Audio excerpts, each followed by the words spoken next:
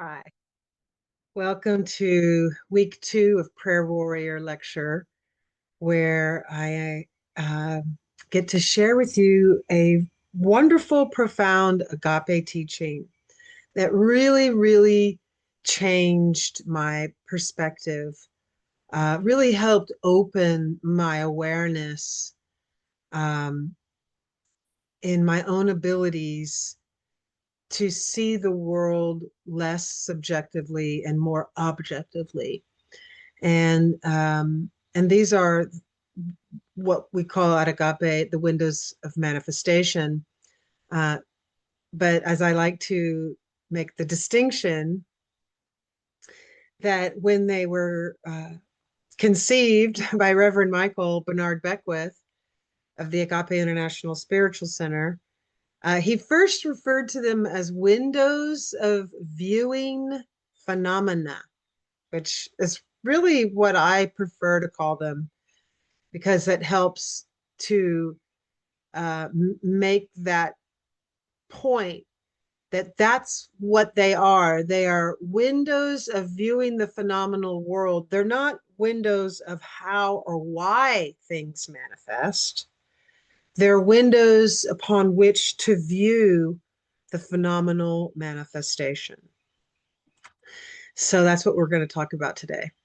And we're just going to begin with a brief meditation. I'm just going to get quiet, and then I'm going to say a 6-step prayer.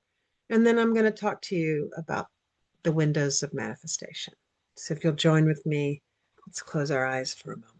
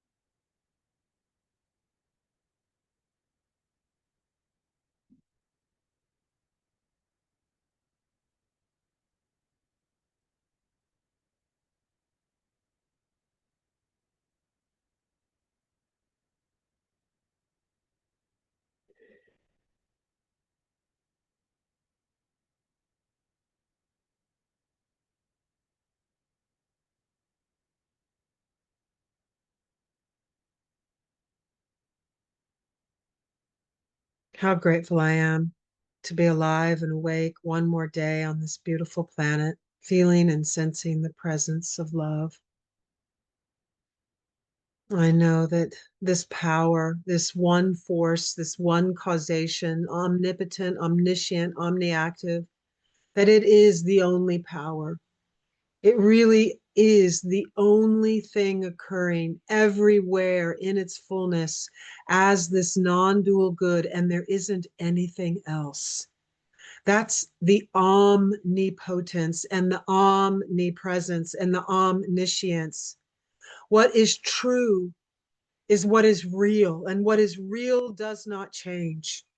And this is the eternal I am, the I am self, that which is beyond the world of the apparent, beyond the world of seeming opposites, beyond the three gunas. It is beyond perception, beyond identity. There is the isness of the I am, and it is the unified field, the Planck scale, God, spirit, universe. It doesn't matter what I call it. I call it forth now as the activity of my consciousness. For I know it is consciousness itself, and that consciousness is all that there is. And out of the vacuum fluctuations of the unified field, merging and emerging, playing and displaying upon itself, comes this Shakti living life force that moves itself into this seeming matter. And I know that that is the reality of this experience I am having, that I am the cognition itself. I am the knower, the known, and the very process of knowing. And I know that there is only one, and it is God, and that God is the knower, the known, and the very process of knowing itself through and as Victoria. That is what is happening right here, right now, with my very life. I am this individualized expression of pure divine code. And I know that I have never been hurt, harmed, or endangered because I live in God. And I know that if this is the truth for me, this is the truth for each and every individual within the sound of my voice. That these individuals, they live in the eternal realm of all good, where they have never been hurt. They cannot be diagnosed. They cannot be abandoned. They cannot be harmed. They are wholly one with pure potentiality.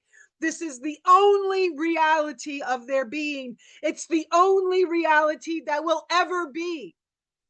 And I know absolutely that this dynamic living presence lives, moves, and has its beingness as each and every individual, and that these individuals live in this presence. They don't live in their bodies. Their bodies live in their consciousness, and they are one as the only one consciousness that is here right now. There is one, and it is our life. And it is from this oneness that I speak this word, calling forth a greater God realization now for each and every person within the sound of my voice. I call forth insights and revelations and aha moments and awakenings. I call forth the next stage of their soul evolution with grace, joy, ease, and delight. And I know it is the mandate of these individuals to experience and express the fullness of their Dharma, the fullness of the givingness of life and love and liberty and health and dynamic prosperity and creative expression and the divine masculine and the divine feminine and the dance of love and life. It's all happening now.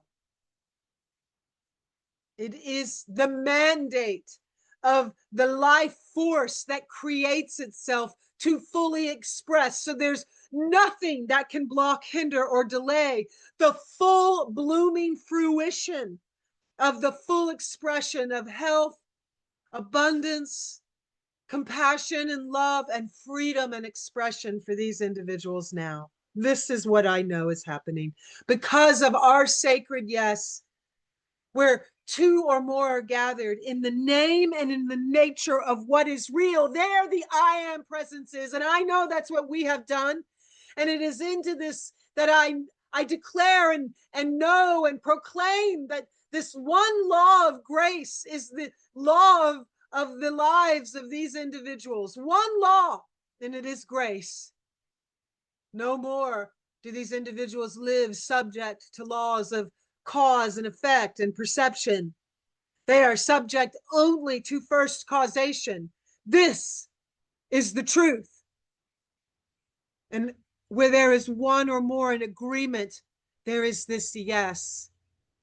And so I say yes, and we say yes. And I'm thankful, so thankful for the testimonies, the triumph of love, the triumph of wisdom, the triumph of right seeking. It's all happening. And I release this word. I know it is done. And so it is. Amen. Ashe. Aho. Thank you. So I love these teachings. I love the New Thought lineage. And I just want to reiterate that when I became a minister, I didn't really know what exactly I was doing, but I was asked, "What's your ministry?"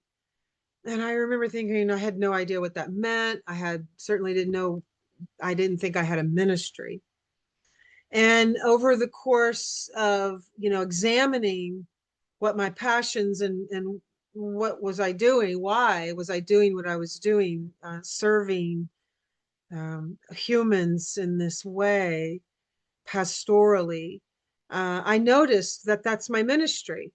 I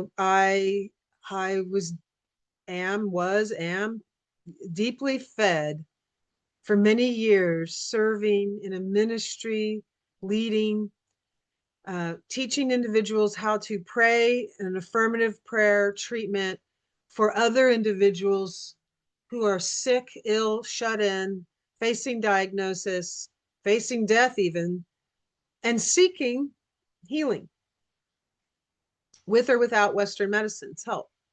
And so that to me was a privilege.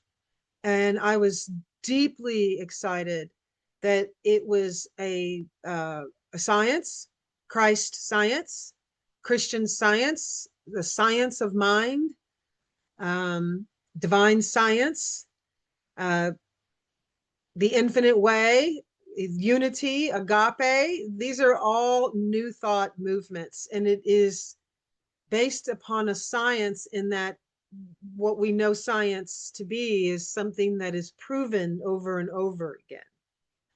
So by reading and understanding and then even harvesting my own relationships and friendships with people that had these kinds of testimonies of what we would call miraculous healings, by participating in that field, that science was proven to me. And I'm very excited to be a part of this kind of lineage that practices and understands how to pray affirmatively, uh, in this spirit of this healing spirit, this healing ministry. And it's so sensitive for me, for the 13 years that I did that, to witness so many people who understand metaphysics and new thought, and they saw The Secret, and they're study science of mind, and they study Abraham Hicks and Louise Hay and these metaphysical teachings. It was very discern. It was just it was upsetting to me to see so many people in this metaphysical path become ashamed when they were suddenly facing a diagnosis, or even having an unfortunate event occur, like falling down, or having some unfortunate event. A neophyte metaphysician tends to ask, I guess it's on an unconscious question, wonder why that happened to them.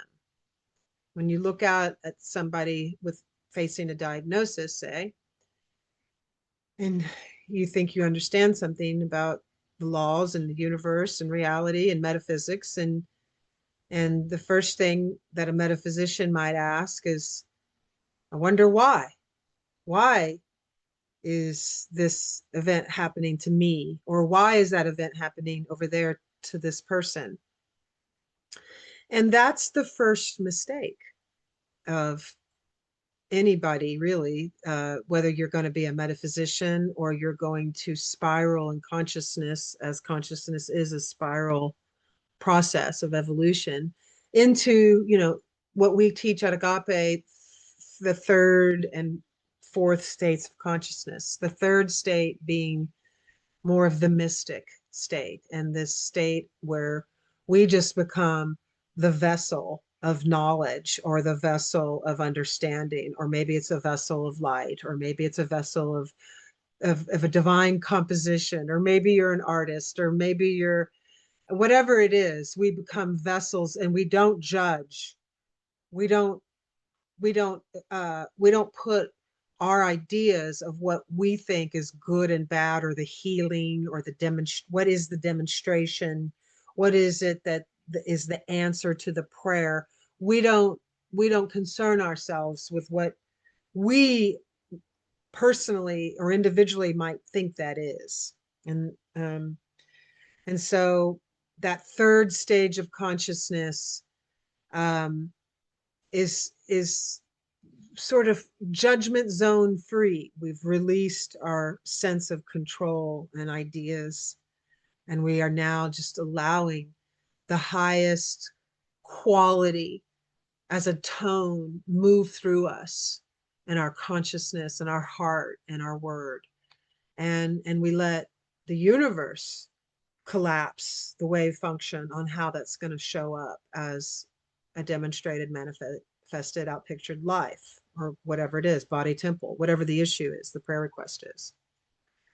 So how do we get ourselves to this more objective place when we are viewing the world and it's hijacked, it's a hijacking nature because we are so caught up in the fluctuations of our mind that occur when we are in perception, because of, our already filtered in neural nets of what we make the world mean and how we make it mean.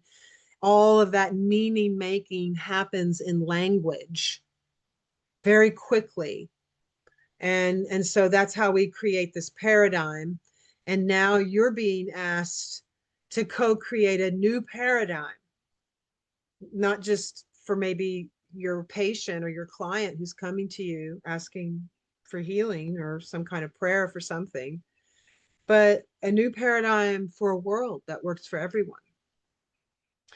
And so how, when it's coming at you through perception, and you've got your own stuff around it all, and you're navigating your own emotional content and your own meaning making tendencies, how can you come out from that and perceive correctly, to come out from that and perceive the situation or the prayer request or the paradigm or the circumstance or the condition or the phenomenal world unhindered by perception, by what you're making it all mean.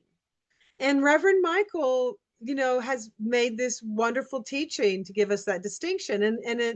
And that's what these windows can help you do. They are viewpoints of reality. And they came about, I believe I'm correct about this, hopefully, around 2006 or 7. And he had just filmed the movie called The Secret, which is a metaphysical movie about metaphysics. And so the first question that got asked on Oprah was, well, if God is all there is, and God is only good, then why was there a Holocaust? And why do little babies die of leukemia? Or something like that. It was one of those kinds of questions. And he on the spot came up with this distinction, calling them the windows of viewing phenomena. And that all of that is part of the phenomenal world. You are not a phenomena. You are a nomina. You are an unchanging, perfect blueprint of divine code that never left the quantum field, never left the eternal realm of good, non-dual good. You're there now. And that doesn't change. Everything else is a phenomenal changing state. And I know this is ancient wisdom, as even taught in the Bhagavad Gita, when Arjuna The young archer has to fight the battle, and he doesn't want to. No, nobody wants to kill. He had to go to war. And his teacher, which is a Christ type of master on the planet, is driving the chariot and teaching him how to live in this realm here and make the right choices, and navigating a world that is you know not by choice to have to go to war. And he says, be without the three gunas, O Arjuna. Naestro gunya, O Arjuna. I think probably ripped it up Sanskrit wise. But that's what he says. And be without the three gunas, O Arjuna. The three gunas being these three changing states of matter, uh, rajas, uh, sattvic, and tapas, I believe.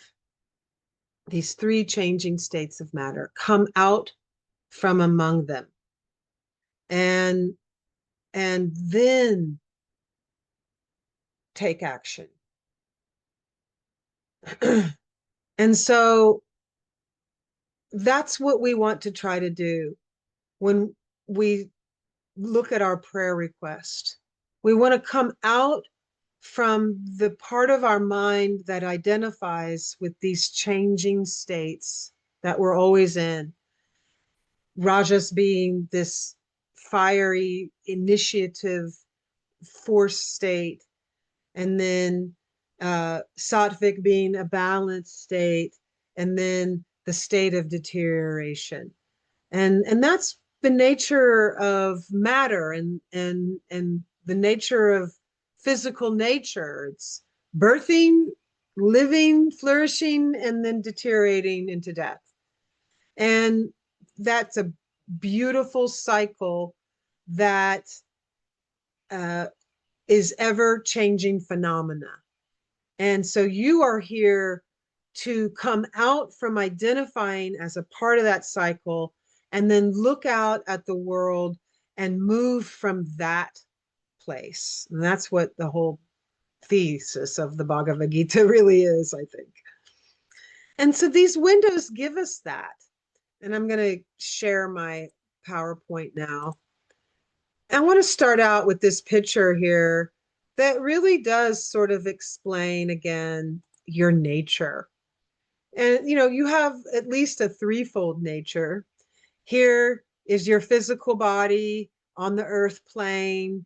In this image, it's surrounded by the violet transmuting flame. There's a threefold flame in your heart. You have your auric field, and then you're directly connected to your oversoul, or your higher self, or your Christ self. There's so many different words, your Buddha nature, your Buddha self. And then that is connected to the infinite I am presence, the unified field. I know that it looks like it stops with the blue circle, but that image of that final top is the I am presence, and it is ever expanding. It is a part of a Indra's net of this divine infinite matrix of light.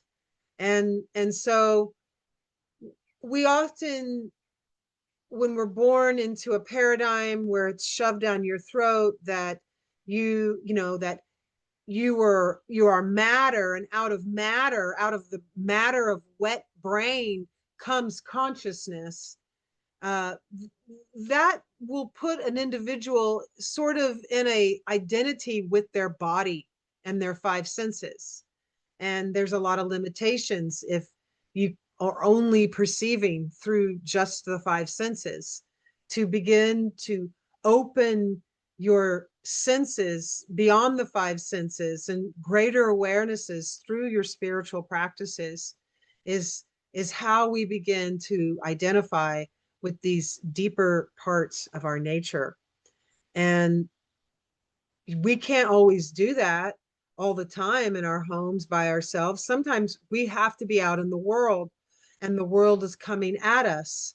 And so we can treat the world as a spiritual practice by using Reverend Dr. Michael Bernard Beckwith's windows of viewing phenomena, or windows of manifestation. And so it becomes a spiritual practice to practice these windows when you're looking out at the world, especially if it upsets you. And so I gave you a little bit of history about how it came about on the Oprah show. And just to remind you that it is a viewpoint. Sorry. I'm not sure why it's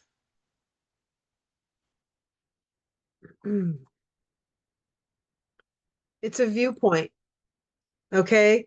It is not the why. It's not the answer to why something is happening.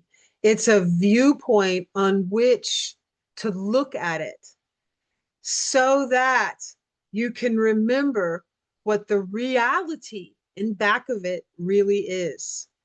There's not a right window or a wrong window for any particular thing you're looking at.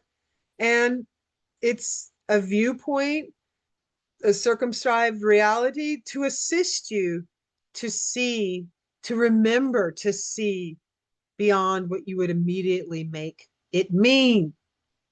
It moves us into the why question. And whenever you're asking why, you're in a stage one consciousness. Why is a stage one consciousness question, because that is a blame and shame natured question. I mean, you could reword the word why by saying, my yoga teacher, for what purpose? For what purpose does this discomfort in my body occur? That is a lot more empowering than why. And when you start asking for what purpose, well, then you have to look at, well, I don't know, let me explore that, right? And so in that exploration, we want to always remember the laws and the principles that we are rooted in as New Thought practitioners. And that is what's rooted in quantum theory. And that is that the observer effect is always occurring. It's never not occurring. You're either collapsing the wave function on the collective agreement, or you're going to be aware that you had collapsed it, and you're going to close your mind, close your eyes, close the outer eye, and forgive yourself for seeing it that way, right? You're going to close the outer eye and affirm what has to be real.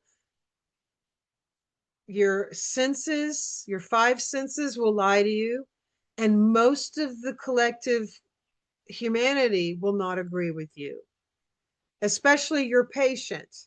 If they are addicted to their illness or pain and suffering, and and they don't, you know, if they don't have a if they don't have a motivation to truly transform, then nobody's going to agree. It'll be you and God, but it's still the observer, and you and God is a majority. One in God is a majority. So remember that you are the hem of the garment. You might be the one person that is going to walk in the room and the whole thing shifts, because you know something, you know this truth, and you know something about the observer effect. You know something about your own heart field and the electromagnetic waves emanating off of you. And you know something about the little bit of the nature of the absolute I am presence. And and you carry with you this love, this healing Christ love. That is what this ministry is. And that's why I'm passionate about this work. So the first window, Reverend Michael calls it the Job factor.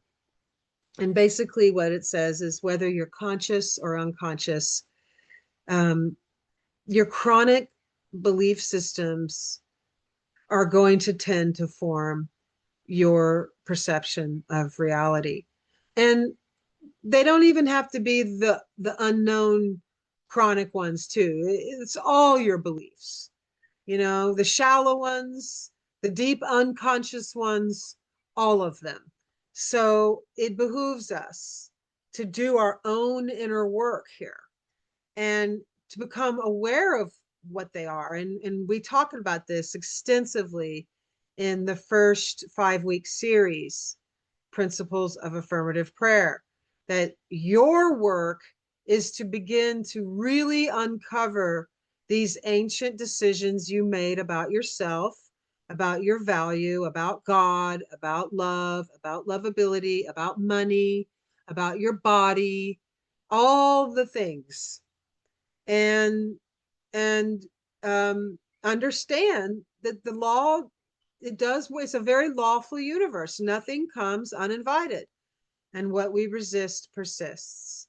And Job, if you don't know the story in the Bible, he was a loyal man of God, and I think there's some kind of where he was going to get tested, and so uh, God's like, okay, you can test him. So he lost something, and then he lost another thing, and then he lost, and then he got lost all his land, and all his wives left him, and he lost his home, and he got boils all over his body, and he's basically a homeless person with boils all over his body, and he still loved God. And so, you know, it was all restored. The years the locusts were restored. But basically, the story is that his worst fears came upon him, because I don't know if you've ever dealt with adversity or chronic pain, or a problem that just got worse and worse and worse in one of your life structures. You know, it can be very disheartening to have, you know, a hard life, and all you know is beliefs around life is hard, and I have to, you know, I can't trust, I have to work hard, and I could lose everything. And then suddenly it's hard and you lost something. And then more and more and more fear just builds because evidence is gathering that that's the paradigm. So that's the Job factor. And it's victim, it's metaphysics, because this is why I think a lot of the people that I worked with were, you know, ashamed, because somewhere in this window it says that if you have a chronic fear of something, you know, a disease that's in the collective, whatever, then you might get it. Or, you know, if you have a, a Louise Hay book, you can go look up all the things Louise Hay made, what different ailments and parts of the body mean for a person. Like if it's knee issues, then you need to work on your flexibility. Or if it's lower back, then it's financial instability. Things like this. This is metaphysics.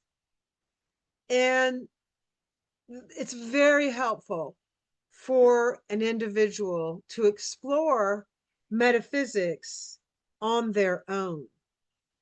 When it comes to this ministry, healing work, and people getting illnesses or any kind of crisis or adversity,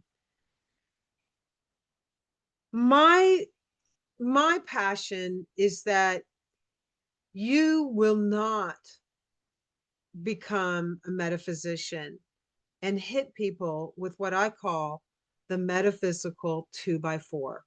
It's a big 2x4 stick that new metaphysicians learn a little bit about something. Oh, your thinking creates your reality. And then they, that's where they coach from. That's where they teach from. That's where they pray from.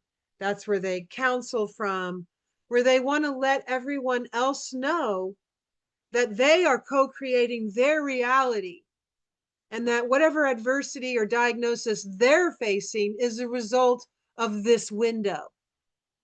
That we all co-create our reality based upon our conscious or unconscious repetitive thoughts.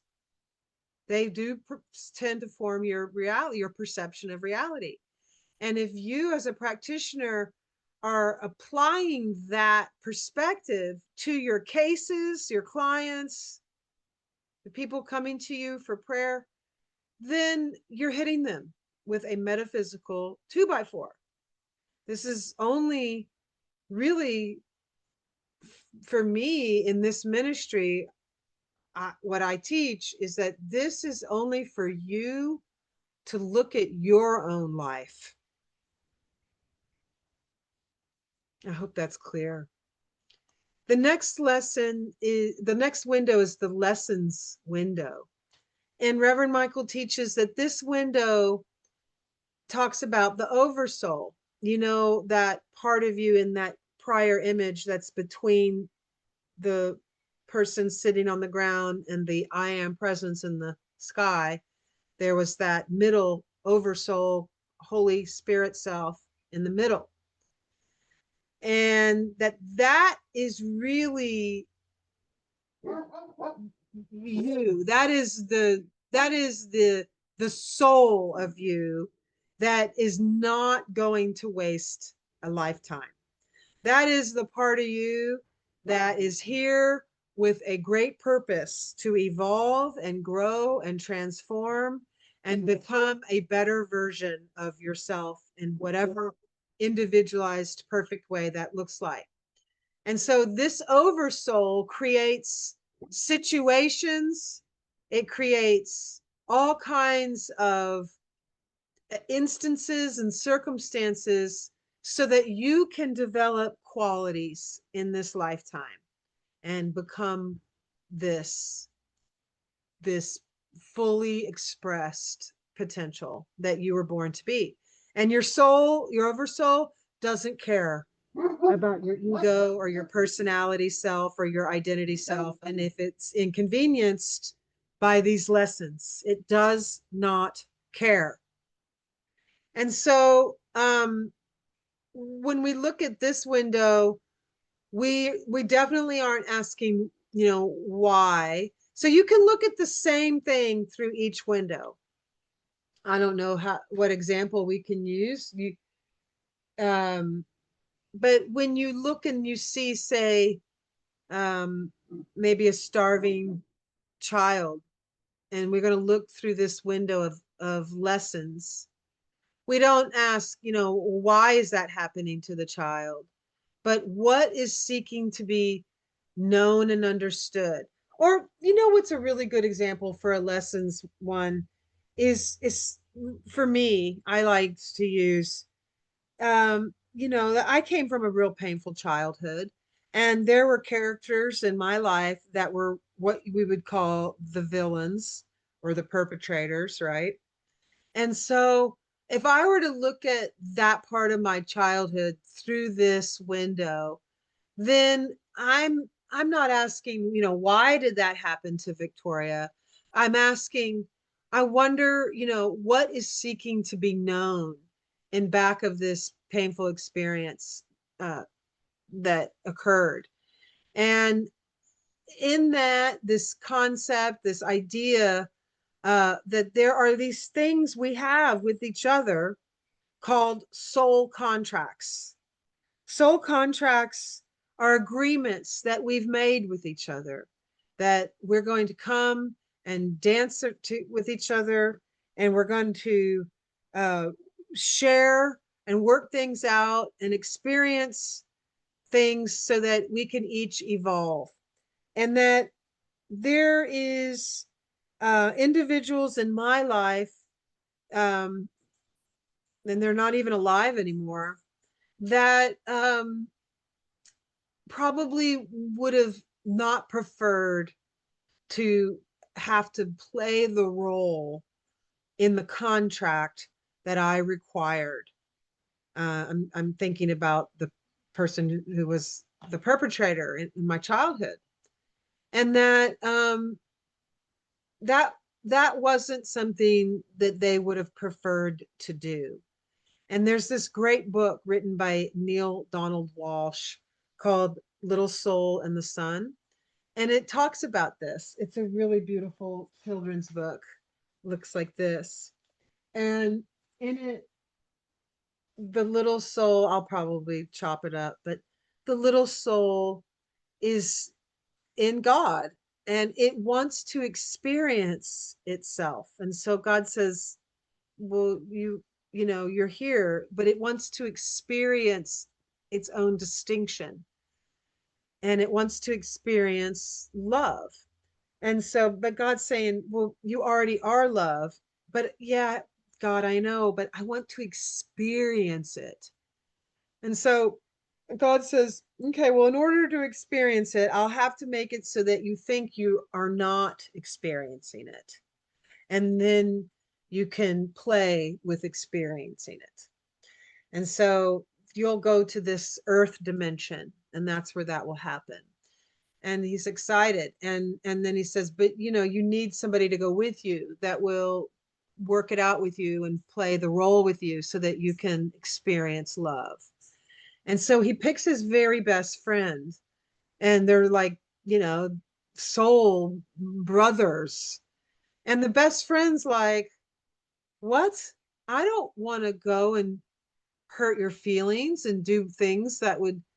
And he's like, please, I need you to. I promise that I won't forget who you are, but you need to come and this is what I need from you. And so the friend's like putting on the mask and he says, okay, I'm really worried. You know, I don't really want to do this, but he says, you'll have to remember, I might be playing my role so well that I might forget who I am and who you are. And you'll have to remember for me. And the little soul's like, oh, of course, I know. That's why I'm going. That's why we're doing this. I'm going to remember. I'm going to be loved. And so his soul-made friend puts on the mask and they go to Earth together, probably to play out whatever it is, victim perpetrator. That's the contract. And that we draw to ourselves the energy frequency, the people, the relationship, the situations that that that cause or propel or inspire us to transform or transmute in some way to our highest potential. You know, either we're going to do that with surrender or without, but it does happen. And I wrote down here snake medicine. What does that mean? Well, in the shamanic kind of um, indigenous understanding, the snake totem is the totem of transmutation. It's different from transformation and transcendence. Transmuting is alchemy. Transmuting something is taking the pain of being bit by a snake, because most people don't even survive the snake bite. And you might be a snake totem. You would have to look. If you survived any kind of child dysfunctional family abuse, trauma, if you had any kind of early surgeries or you know, medical illnesses as a child, chronic persistent medical problems, if you car accidents early on, addictions, these are all snake bites that not everybody survives. If you survive the bite, the venom becomes, um, you know, your body integrates the venom and you become immune to ever dealing with another snake bite again. Doesn't matter if you get bit again. And then you are able to walk amongst the snakes and harvest their venom for medicine. And they actually do use snake venom in many pharmaceuticals. And of course, what is the shamanic initiation? That in indigenous cultures is the process that a a young shamanic initiate goes through, where they are given a break in their identity. And how do you create an egoic break in your identity? Trauma, basically. And so the Lakota hang themselves from hooks from these muscles right here in their chest. I mean, you hear, many indigenous, the Dene, you go into the desert, for 40 days or 33 days, no food, no water. There's a sun dance where you dance for 4 days straight, no food. There's so many different ways in all many different the shamanic indigenous cultures that these shamanic initiations take place. A lot of them, you know, there's a lineup of all the villagers and they're spit on and stoned as they have to walk through the line. It's an egoic break. Even Jesus went to the desert for 40 days to fast, egoic break. Plant medicine this is what plant medicine can be good for. Certain kinds of plant medicine can give the seeker a break from the identity that they are so fixed in when they're stuck in the three gunas and stuck in this changing states of mind rooted on the filters of perception and how you were socialized and how you make the world mean what it means to you. So this is the window of lessons. It could be that there's a lesson here happening for these souls or for you or for that soul or however. Another way of looking at something is through the window of blessings. And what's the difference between lessons and blessings? Well, in the blessings window, a great example is, say, if you're looking at somebody that you might otherwise think you should feel sorry for them, like a homeless person or somebody that, a quadriplegic or, a dying child or a person with a mental disability. And a typical human being might collapse the wave function looking at that individual as, you know, um, a less, a person that's, not having a good experience and less than, disabled or whatever. And what this window is asking is that it's very possible for you to entertain, asking you to entertain that it's very possible that what you're looking at is an individual who is an ascended master, who is highly, highly spiritually evolved, who has incarnated on purpose in this, quote, disabled, or societally less than way or whatever it is, in order to be a blessing for their environment, maybe their mother or their community or the world at large. And so there was a great example of Stefan, can't remember his last name, but he was a young boy, quadriplegic on Oprah all the time. And he wrote the most beautiful poetry. It's on my bookshelf. I should have brought the book down.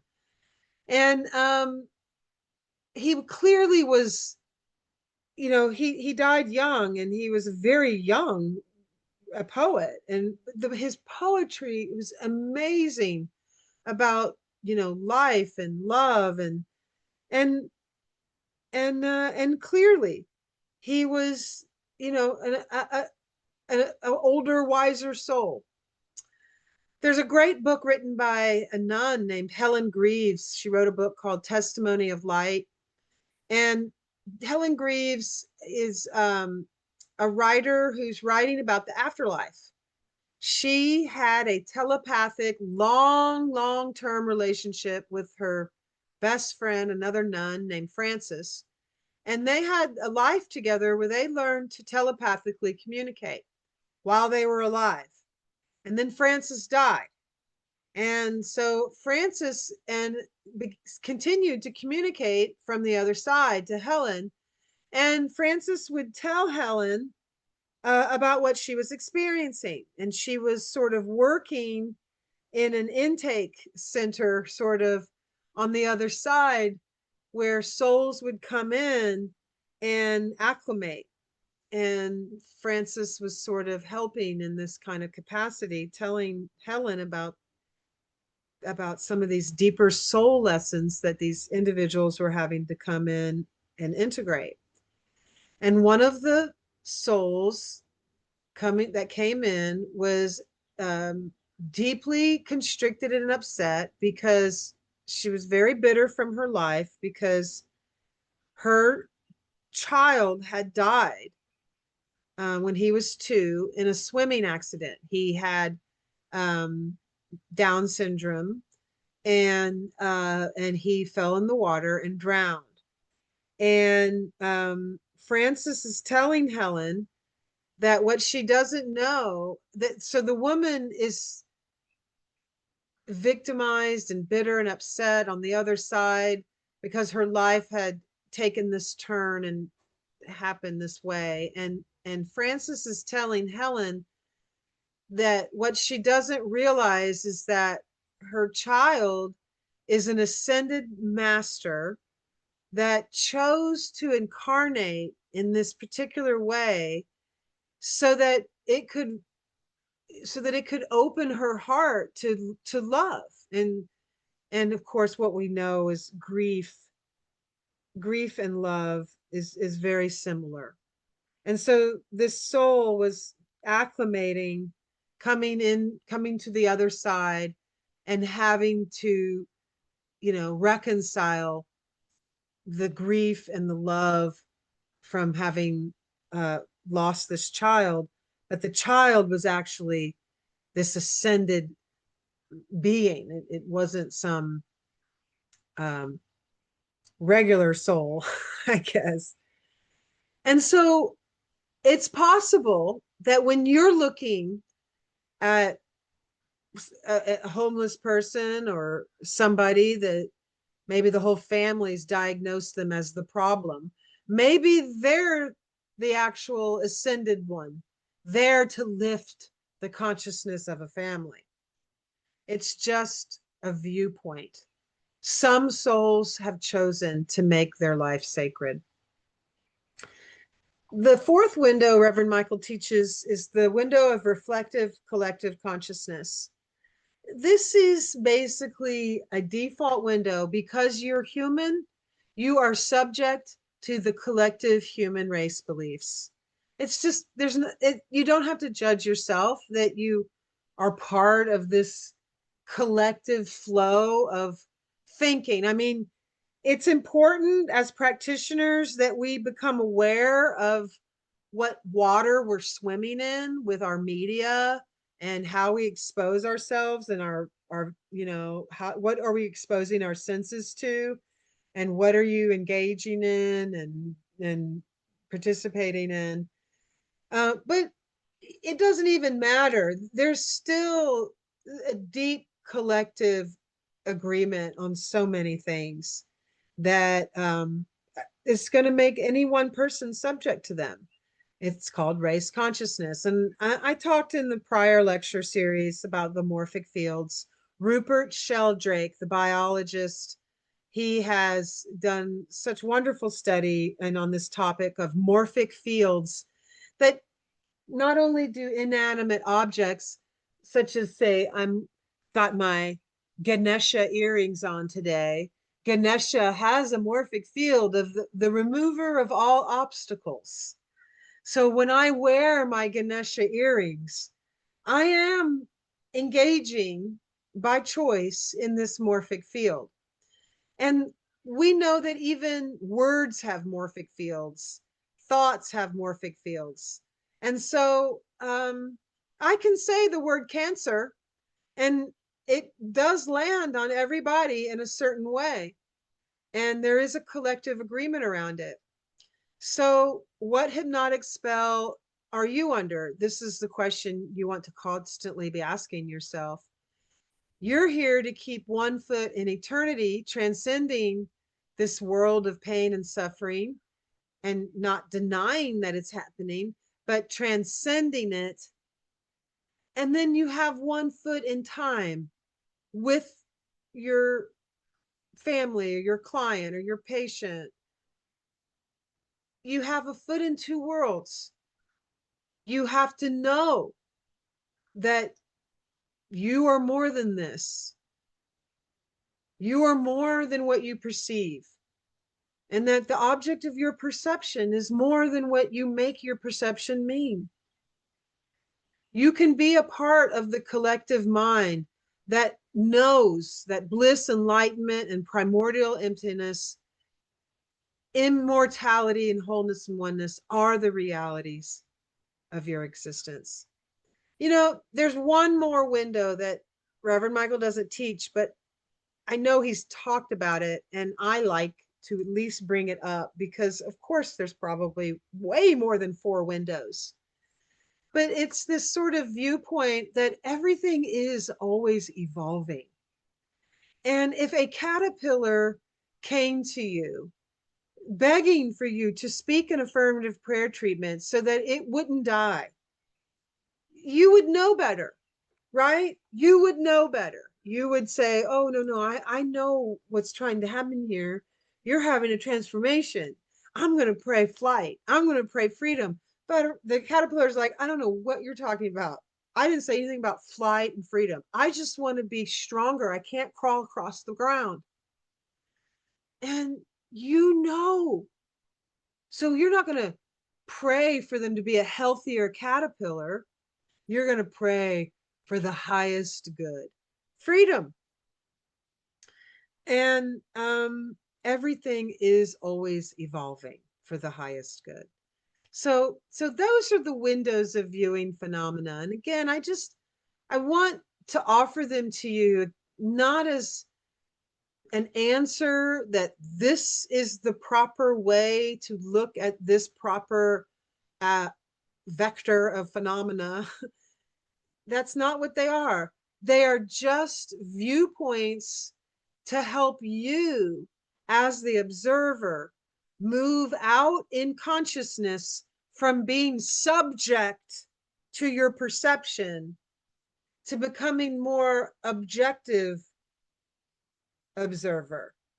So when you're subject to something, you are perceiving it, and the thoughts are creating, it's firing in your mind, and then a hypothalamus, and then you're having a chemical reaction, you know, whether it's excitement, fear, neutrality.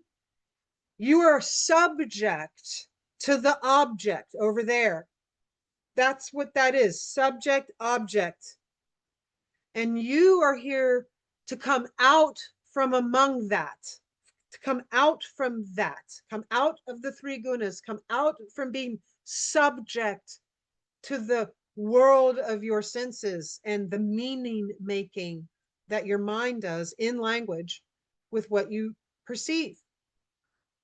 And you become more objective by practicing different viewpoints upon it. Basically, it puts me in a place where I realize, oh yeah, this is just more phenomena. What's real? Let me close my eyes and go back to the beginning, to what is.